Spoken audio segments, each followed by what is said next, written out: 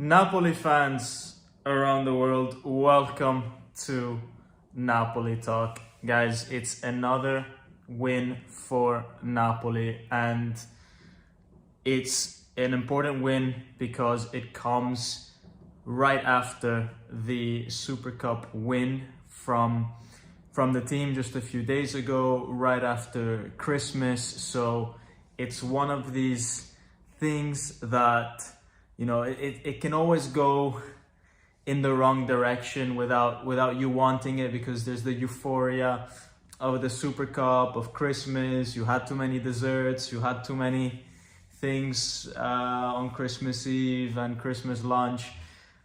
So, these are the type of games that, even though on paper you should be winning them, it's not always that easy to predict. But Napoli came out on top, and I think that this was so important because we've seen Juventus get 3 points, Milan get 3 points. We'll see if Inter will do the same, right? But this is a really good 3 points for Napoli because these are the games that are just so tricky after big events, But look, it's also, I think, a very important game, because I think that this is a coming of age game for Hland, guys.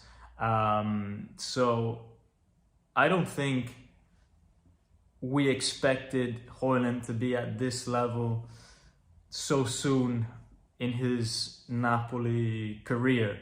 And by the level, I mean, he had a very tough client today. He had Scudetto, who, I mean, you guys saw it right on the screen today watching the TV. He's a huge guy, huge guy. And so to win that battle so many times with Scudetto, you really need to be a striker that knows how to use his body, knows about when to protect the ball, how to protect the ball, know when it's the right time to run into the space versus come short. And honestly, I didn't expect Hland to have this level. I didn't see this when he was at United. When he was at Atalanta, he had a lot less in his repertoire. He was someone that loved to attack the space. But the way that he defended against Scudetto today, how he defended the ball, won the duels, stood strong against such a physical defender. Wow. I mean, he's basically doing the job that Lukaku was, supposed to do in theory this year. So, credit to him for learning that so quickly. Huge credit has to go to Conte as well, because I'm sure that he's been the one that's been teaching him all these things, just like he's improved Lukaku and refined Lukaku. I think, he's been able to show Hland what it is that he needs to do. And it's even tougher, I think, for Hland, with Lukaku not even being there in training for him to see in person, right? I'm sure he's looked at videos and clips and all that, but one thing is if you see it in training, and the other is if you are just watching it on videos and stuff like that. So great stuff from Hland. And I think that when Lukaku comes back into full fitness, fully training with the team, playing games, he can only improve from there. And then the other thing, guys, I mean, I'm seeing it in the comments here. Real Rider says Hland's going to be competing with healthy Lukaku. Napoli Nation TV says Conte has to be tempted in playing Lukaku and Hland together. There's this feeling, of, what do we do with Hland once Lukaku comes back? And I don't know if we are maybe jumping ahead a little bit. I think Lukaku's return is still away. It's still far. I mean, yes, he traveled to Saudi, but today he wasn't even on the bench, right? So I don't know if there's been an issue that has come back. If he needs another month to get back into fitness. And even if he does come back into, let's say, fitness, right, that he's good enough to get some minutes.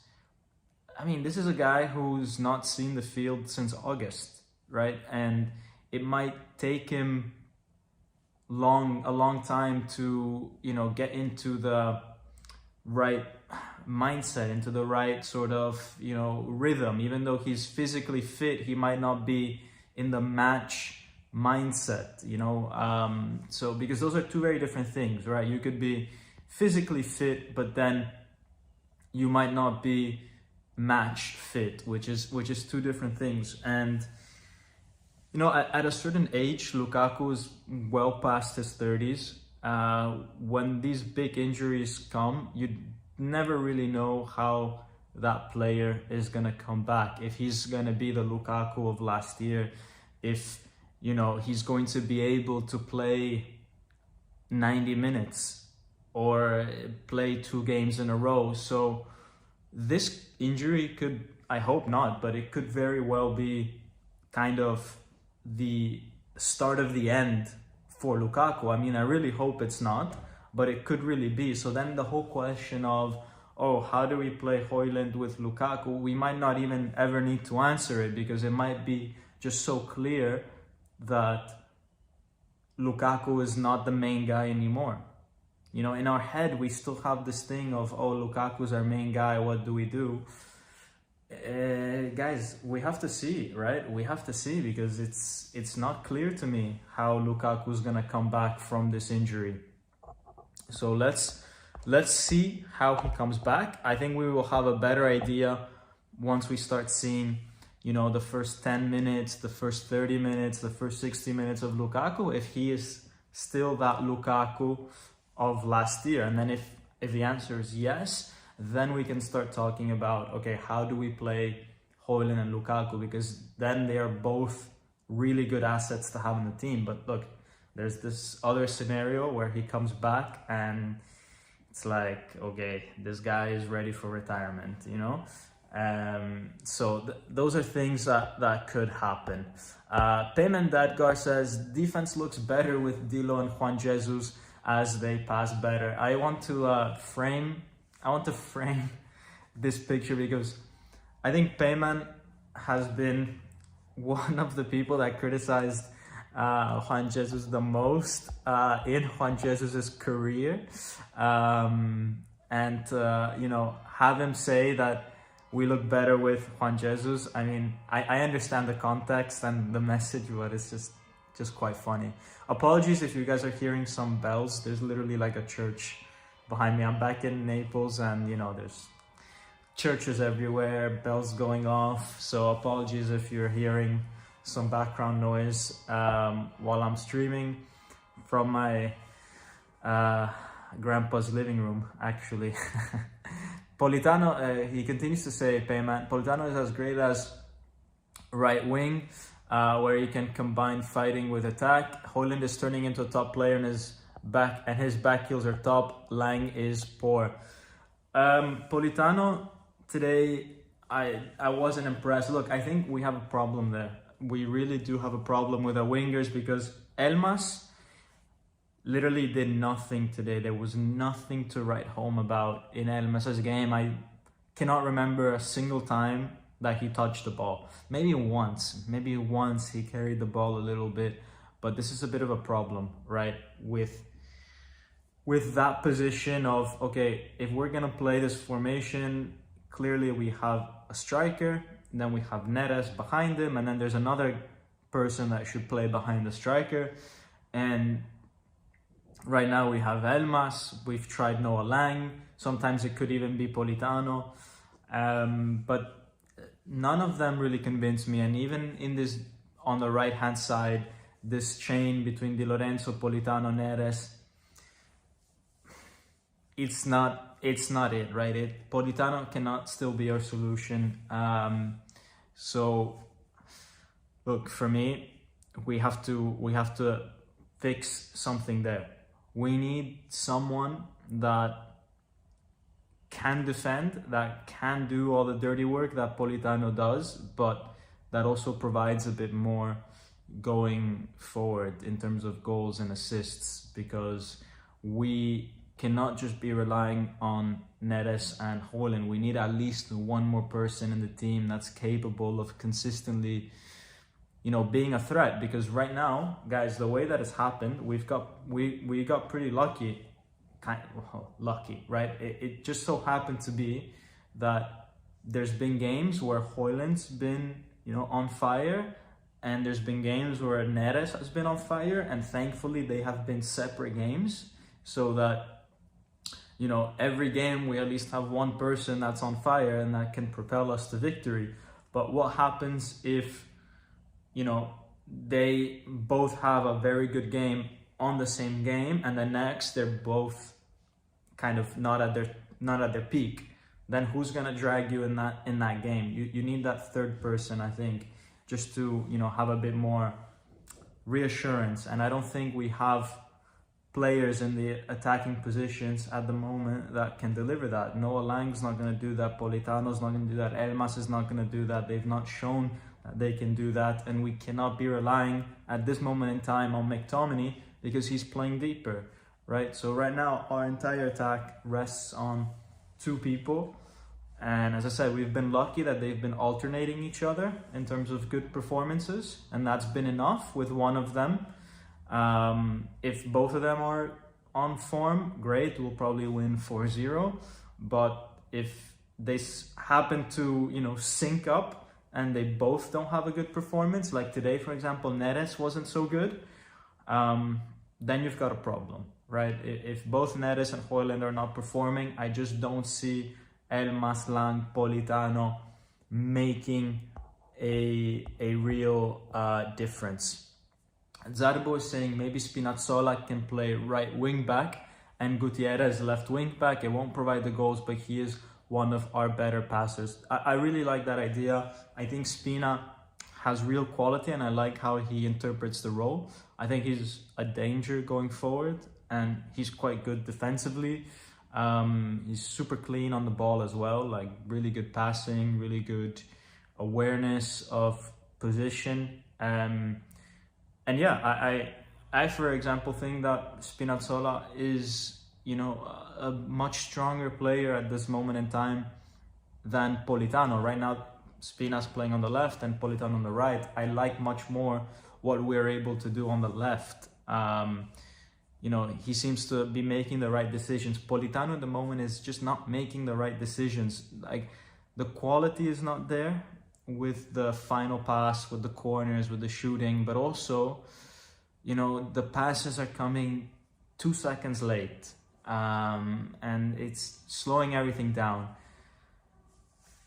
It's just not working. It's just not working. I think the problem is now is that we have, I don't know if you guys heard, I'll make a video about it over the next days, but there's the whole Mercato being blocked with Napoli, and that's a bit of a problem, right? Because we can only bring in players if we sell the same amount in terms of, you know, how much it costs us, in terms of salary, in terms of all these things, right?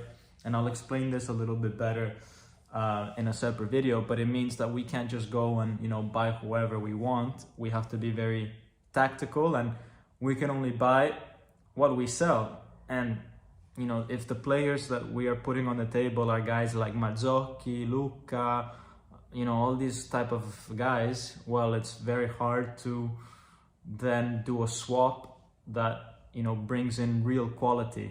Because, you know, if we get another player at the level of Lang and Politano and stuff like that, we're just not going to be making that step up. And it's not about quantity of players in that position.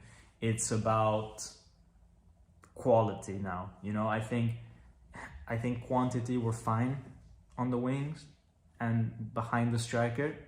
We need another, you know, top guy, you know, someone that is at the level of Neres, you know, that can really solve games for you, that he's not just, oh, maybe he's got potential, like Lang, that, you know, some people still think that he has potential. but I'm talking about someone that has really proved it, you know, that has a repertoire already to his name. So yeah, so let's see how that goes, and let's see who we will buy over the winter, but I'll save that for a separate video. Real Rider says, I also noticed that 3-4-3 made the ball move so much up and down the pitch. Yeah, it's true. Like it was a bit smoother in my opinion, and you know, I think that even when the midfielders come back, Anguissa, De Bruyne, Gilmore, I think Conte will still be considering this type of formation with the three at the back. You know, I think it's working out quite well, the type of shape that we have. I think we're finding a lot more solutions, moving the ball from defense to attack. And, you know, I don't have the screenshots with me during these games that I'm watching it here in Italy, because we're all watching it with family and on the TV and all that, so I'm not there on the laptop.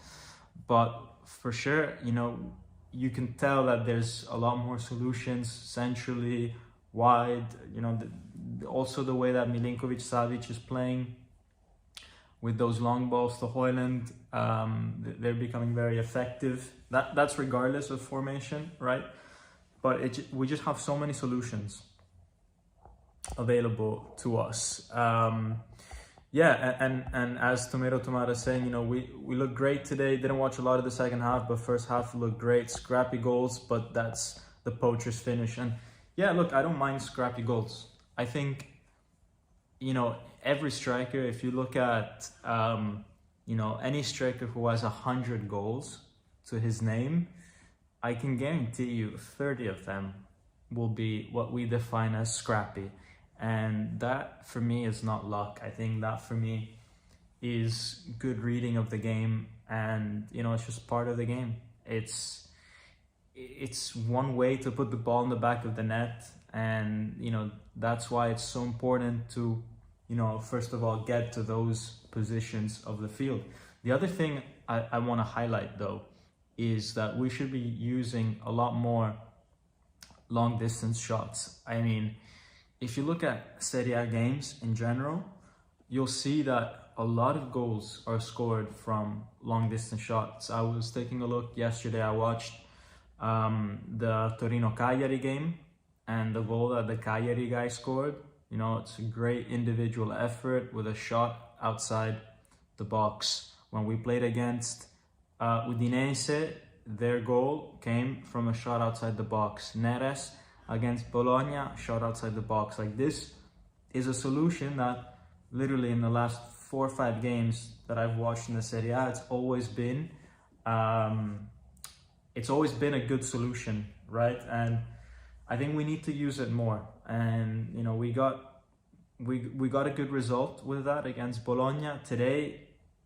Neres tried some in the first half, it didn't quite work out. Politano tried as well, but I think we have a lot of room for improvement there in terms of, you know, doing it more often, and in terms of, you know, trying to be more dangerous there.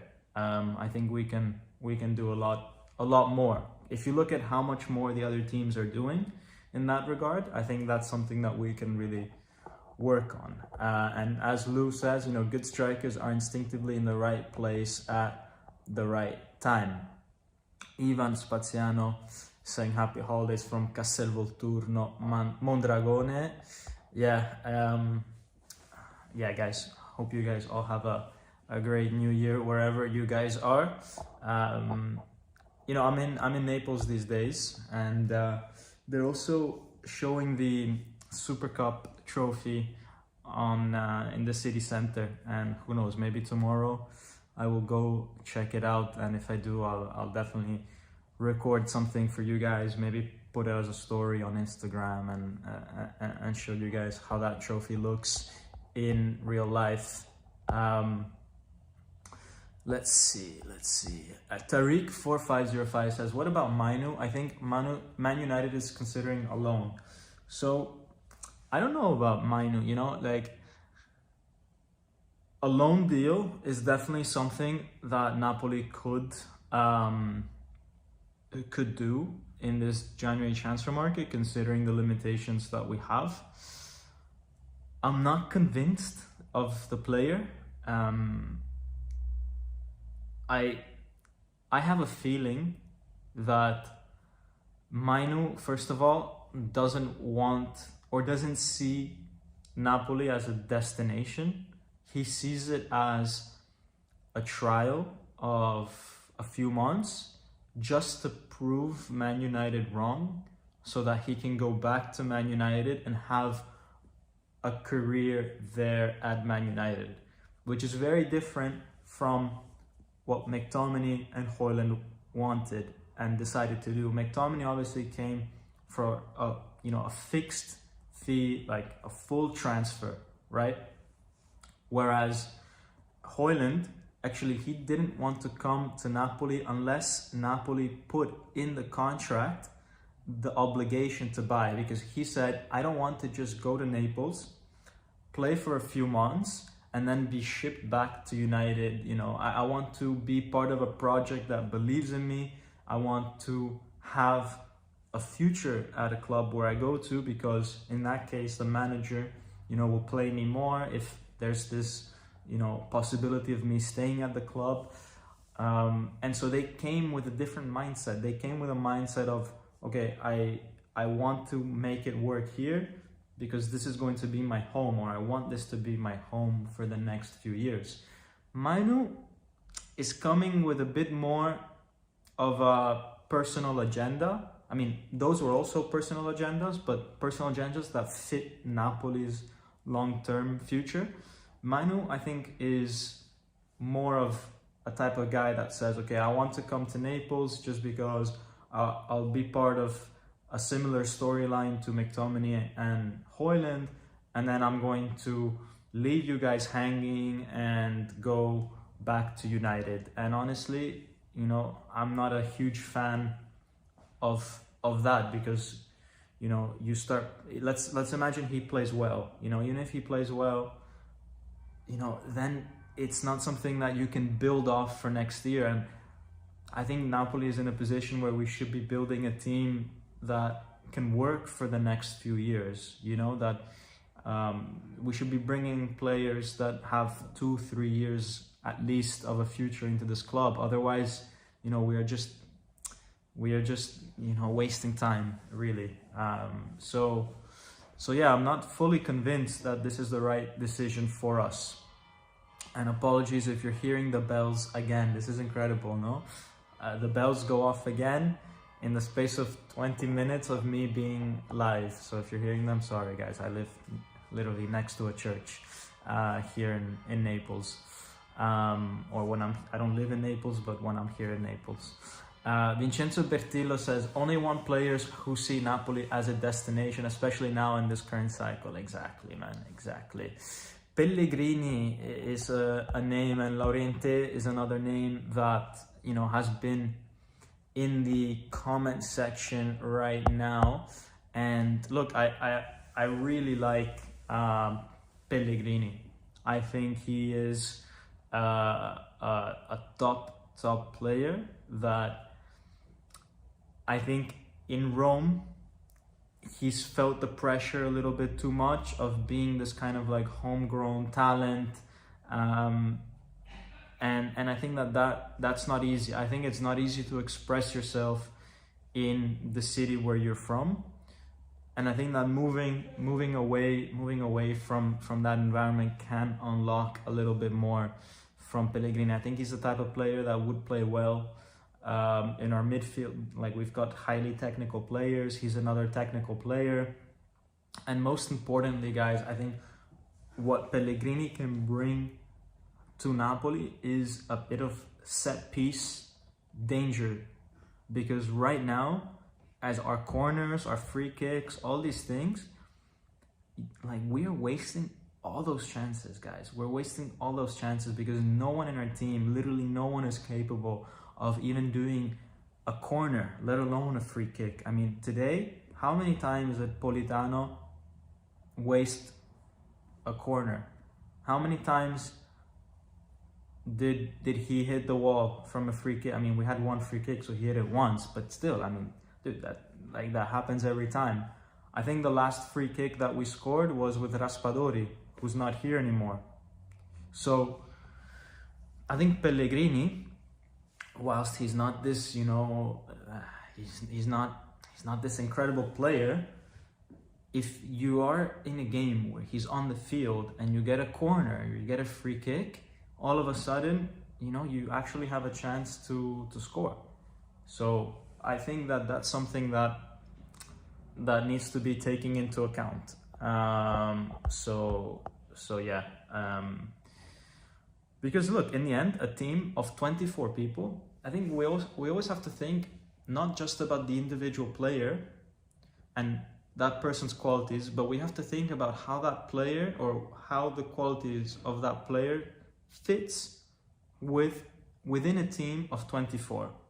And if I'm thinking about the gaps that we have in the team right now, one of the gaps is that we're just not able to deliver quality set pieces. And Pellegrini can do that. You might say De Bruyne, but De Bruyne is injured until maybe March or April.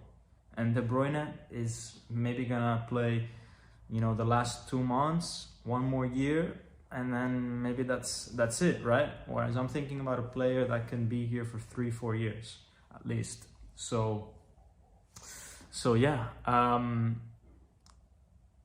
wouldn't be opposed to Pellegrini. I think he would still be, you know, kind of a bench player for us. But yeah, I mean, he could definitely bring something that we don't have. I think keeping Conte is the best we can do this summer, says Tariq. I think Conte, you know, I think Conte would stay with Napoli for at least an extra year.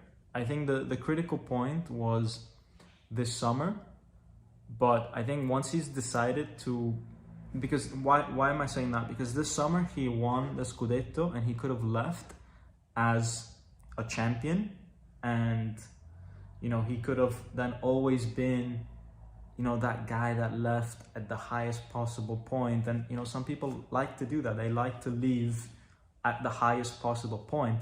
Once you've already accepted another year, you've accepted the possibility of not leaving at the highest possible point, at potentially finishing second or third.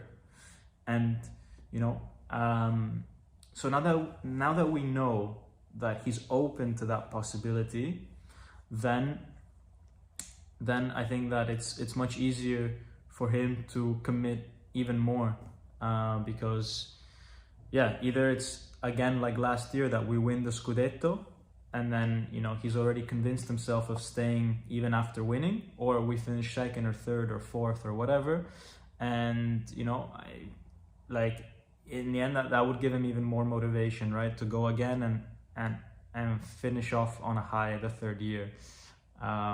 So yeah, I think the hardest obstacle was this past summer. I don't know if I explained that very well. I don't think I did, but I think I got the message across that basically last summer after winning was the hardest moment for him. I think whatever happens this year is not going to be as difficult for him then to commit more. So yeah, guys, I think now that we are at around the 30-minute mark of the live, and I've got all the fedelissimi, as we say in Italian, like all the loyal people here, you know, the ones that really, you know, support the channel because they resisted, you know, 30 minutes of a live. Now that we've got everybody here, I want to mention that after this video, I'll be going onto another YouTube channel, the one from Napoli Nation TV, with my friends Daniel and Mario, big Napoli fans. I think a lot of you guys already know them, and we'll just be talking about, you know, we'll do like a part 2 of this video where we'll be talking about maybe more grand scheme of things, like player ratings for the first half of the season, you know, and so it'll be a nice a nice video, and also, it's always nice to get my opinion challenged by voice rather than by comments on the screen. It's a little bit different, and they've also got really good points and great opinions, and they run a great channel. So go check them out. Literally as soon as I finish this video, we'll be starting maybe 10 minutes later over there. So guys, already go now, go subscribe to their channel so that you'll be ready for that, and you'll get the notification when we do it. So let's see, guys. I want to read Biagio Rosario Greco's comment. Says, in light of today's quality of play, do you really think a reinforcement in January is necessary? And can we bring in that reinforcement despite the soft transfer ban? So again, I think it's difficult because of the soft ban, because if you sell Mazzocchi and maybe Luca and all that, I mean, how much quality can you really bring in? But I think that we'll have to do something anyways. From a numeric point of view, we'll have to do something because we are a bit thin on the midfield, and so we'll bring in the usual like Dendoncker and these kind of midfielders that appear in January. Grassi, remember Grassi from 10 years ago that was playing today in Cremonese? These are the mystery midfielders that come in January. You don't really know who they are, and then they come, they play a few minutes, not even games, a few minutes, and then we're like, okay, it's time to move on. I think De Laurentiis loves to do this. We never get this right. I don't think we got one midfielder correct in January, unless we're talking about Lobotka, which was now 6 years ago. Lobotka, 6 years ago. Yeah, so one and maybe Demme, because they came together, Demme and Lobotka, in that winter with Gattuso. So yeah, but that's literally the only two that we got correct in 20 years of De Laurentiis history, no? These mystery midfielders that come in the winter. I think for sure we will have another one of these because it's tradition, it's like a winter tradition. You have Christmas, you have New Year's, you have a mystery midfielder, and then life starts again. This is just what we do. It's Napoli heritage. So we will get this random midfielder for sure. And then, as I said, I think we'll need probably someone down the flank. And I don't know if this someone will be in a more attacking position, like a Hland Politano type of guy, or if he will be further back, because potentially Conte is starting to see Di Lorenzo as a third center back. And so, now that's opened up, let's say, a spot on the right wing back position where now you have Politano playing there, but maybe Politano, cannot do this by himself the entire time. You have Mazzocchi, but Mazzocchi might be one to leave. So will we get someone to replace Mazzocchi? And I think in the Serie A, there's a lot of quality players that play in that position, even though it will be difficult with the soft transfer ban. But I was looking at the Cagliari game yesterday, and for example, Palestra from Cagliari is really good. But look, Cagliari is probably going to ask 20-30 million for this guy. So he's not the profile that we can afford at the moment. But I think in general in the Serie A, there's a lot of decent right wing backs, left wing backs. I think it's a common position. And so, I think whoever we bring in probably will be at least an upgrade to Mazzocchi. so yeah. But look, let's do a transfer video. Maybe when the transfer market opens, or as part of that video that I will be preparing, where we explain a little bit, you know, what happened with Napoli's transfer situation and what's the deal there. Exams 2012 MLB. That's a crazy username. The guy, you know, opened a YouTube account just to study for his 2012 exams. But anyways, he comments saying, Napoli showing character, perfect time of the year to start shifting into higher gears. This new Supercoppa formation is brilliant. Defend and attack together with the chance of counters, brilliant. Yeah, I do agree that this is a good time. I don't think that this is the most important time of the year, because last year at Christmas, Atalanta was first. Let's not forget that last Christmas at Atalanta was first. And in February, Napoli last year had a horrible February. You know, right after Kvara left, we had a really bad February where we couldn't get a result. And yet we still, you know, despite not being top at Christmas, despite a bad February, we still went on to win the league. Because I think, for me, March, April are key. Like, if you win all your games in March and you are in this type of position in the league, then it starts getting very serious. So it's not the most critical time, but it's still an important time. It's still very important. But this year's a bit strange. This year's a bit strange because there's many teams that are fighting for being at the top. I still don't exclude the likes of Juve and all that. I mean, Juve in the end are winning a lot of their games. They only really lost against us in recent times.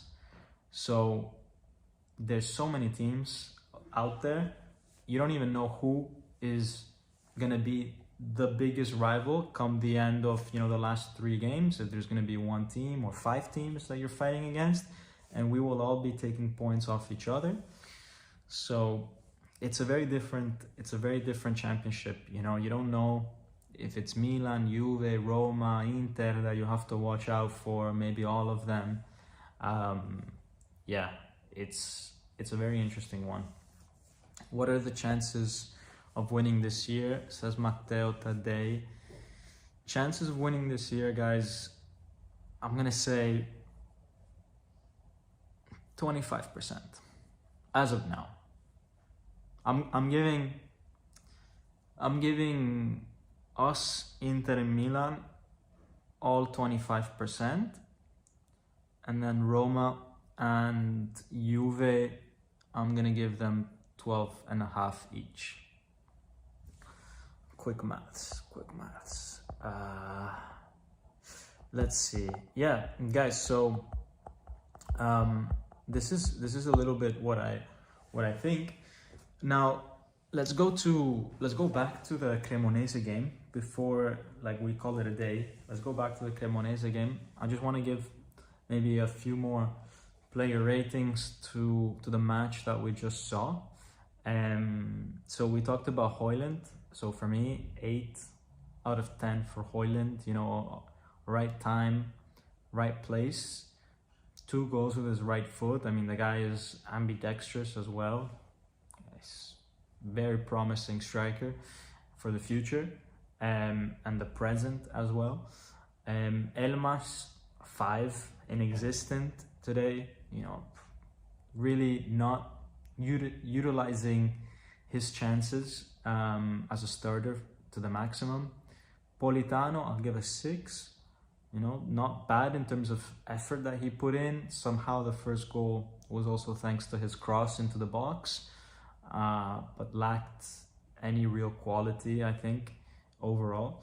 Then if we go from left to right in the midfield, Spinazzola, 6, nothing bad, but nothing, you know, to write home about.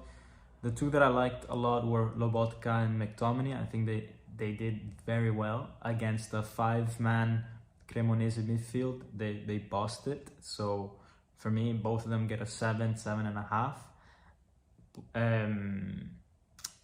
we forgot Neres. We replaced him with Politano earlier. But Neres, for me, maybe a 6 as well. Nothing crazy. Tried a few things, but that's it. And then in defense, guys, I think this was one of the games where Juan Jesus didn't play that well, to be honest. Got an early yellow card for protesting, which was unnecessary. A few tackles that, put him on the limit of getting a second yellow. A few distractions, a few bad clearances. Not the cleanest for him, so he gets a 5.5. Juan Jesus. Di Lorenzo and Rachmani instead, they get a 6.5 in the end. Quite solid, but again, nothing to write home about. And Milinkovic-Savic, a 6. He didn't really have anything to save, so just a neutral performance, and I guess good passes, good passes. Lewis saying 6 with those failed corners from Politano. Yes, because somehow I think that he still put in a good shift in terms of like output, and that first goal was somehow still caused by his cross into the box. So I think overall he had a good impact on the game, and maybe the game would have gone differently if he hadn't been on the field. Maybe we wouldn't have been able to unlock it. But for example, I liked Zerbin a lot more than Politano, which, if I'm giving, player ratings to the Cremonese guys, I would give Zerbin like a 7. I thought he was a menace today, and probably did better. Maybe 7's too much. A 6.5. Maybe, he did better than Politano, right? I'm not saying that he's a better player, but today he probably did a better job than Politano. So yeah, we already talked about it. Now it's a position that we need to improve for sure. Politano is also key for the second goal, despite the crappy set pieces. Yes, yeah. Politano he's that guy that, he's there, that he doesn't really, it doesn't seem like he's doing something useful, but in the end, he is doing something useful. It's like,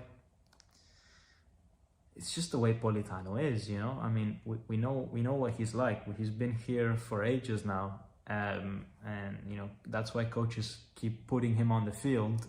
It's because somehow they see that when they look in detail back at the game, without emotion, without any sort of bias, they look at the stats, they look at the key actions, and somehow Politano was always kind of there, in one way or another. So yeah. Lang barely a 4. I don't think Lang, we can criticize him today. I think, he came on as a substitute with not much time left in the game, with us already 2-0 up, so there wasn't that much attacking to be done anyways. But I agree with you that he's been a disappointment just overall as a signing, right? Because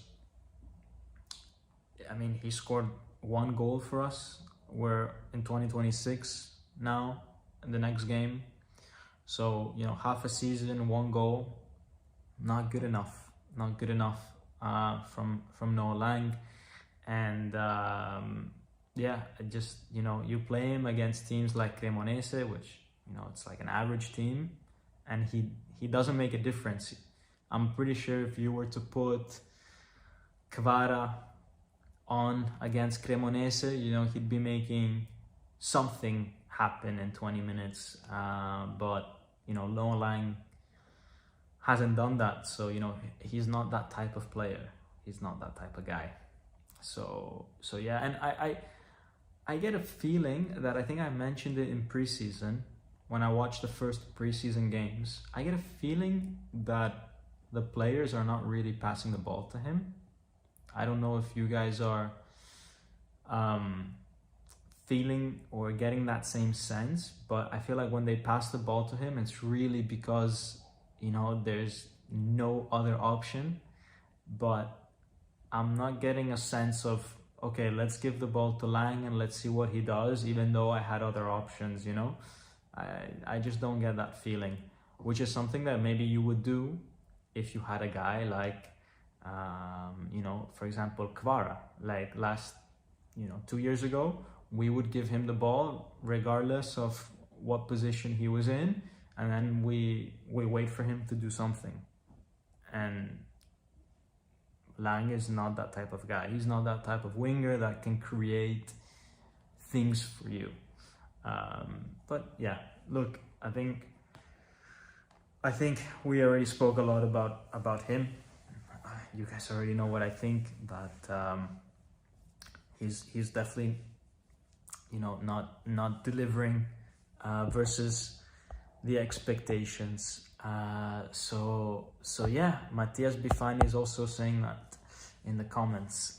So yeah, guys, I will save or spare some thoughts that I have on this game, on the season, on the mercato, on everything, also for the video that I will be making now with Napoli Nation TV. So guys, so what time is it now? Let me check. Right now in Italy it's 6:37. In 20 minutes time I'll be on the Napoli Nation TV YouTube channel as a guest to Napoli Nation TV, and we'll be talking about other things there. So I'll close it here and I'll hop on to that other stream. So guys, thank you a lot. It's been a fantastic 2025 for Napoli, and I want to thank each and every one of you guys for being on this journey with me. And for me it's been, as always, super fun to do this, to host this space. Hope you guys like it. Hope you guys were able to make some nice memories on this channel as well. And I'm sure with Napoli you guys have all made some really good memories, celebrating the Scudetto, maybe less so the Super Cup and all this kind of stuff, but still, still nice to win a Super Cup. But especially with the Scudetto, guys, I think we'll look back at this 2025 quite happy. I think, at least from a football perspective, because there will be years, unfortunately, where we will not win, and we will regret, complaining about Politano, because right now we're complaining about Politano, but we have the 3 points. There will be other times where we will give anything to have this team back, a team that's able to win a Scudetto, that's able to overcome all these obstacles. And you know how fast football can change. Look at Fiorentina. It's crazy, the downfall. And look at us that year that we finished 10th. It's crazy how football can change. So let's not, take it for granted what we had this year in 2025.